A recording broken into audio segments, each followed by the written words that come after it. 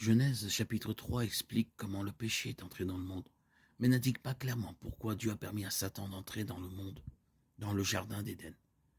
Cependant, une réponse viable est discernable dans le plan du salut de Dieu. Le récit de la Genèse révèle que Dieu a créé Adam et Ève, le premier homme et la première femme de la race humaine. Ils ont été rendus parfaits et sans péché, et Dieu leur a donné tout ce dont ils avaient besoin pour profiter et prospérer. Il a fait tout cela par amour insondable et inconditionnel pour eux.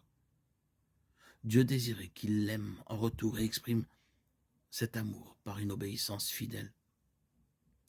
Même si Adam et Ève étaient au paradis sans péché, la rébellion et le mal étaient déjà entrés dans la création par la chute de l'ange Lucifer. Et la séparation d'avec Dieu s'était effectuée. Pour prouver l'authenticité de son amour, Dieu a donné à Adam et Ève, ainsi qu'à tous les hommes qui lui ont succédé, la liberté de choisir. Nous pouvons choisir d'aimer ou de ne pas aimer, d'obéir ou de ne pas obéir à Dieu, de faire le bien ou le mal. Si la volonté humaine n'avait jamais été mise à l'épreuve, les hommes ne seraient rien d'autre que des robots. Dieu aurait pu nous créer pour que nous l'aimions et lui obéissions automatiquement. Il aurait pu ériger une clôture autour du jardin d'Éden et ne jamais permettre à l'humanité d'être tentée. Mais le désir de Dieu était et est que les hommes l'aiment sincèrement, lui obéissent de bon gré et l'adorent de tout leur cœur. Deutéronome 10, 12, 13. Et maintenant, Israël, que demande de toi l'Éternel?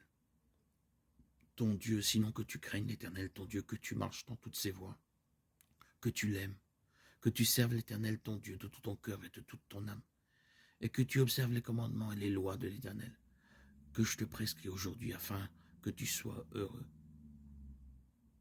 Deutéronome 10, 12, 13. Matthieu 22, 37.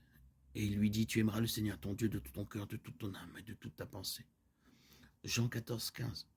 Si vous m'aimez, vous garderez mes commandements. 1 Jean 4, 19. Nous aimons parce qu'il nous a aimés le premier.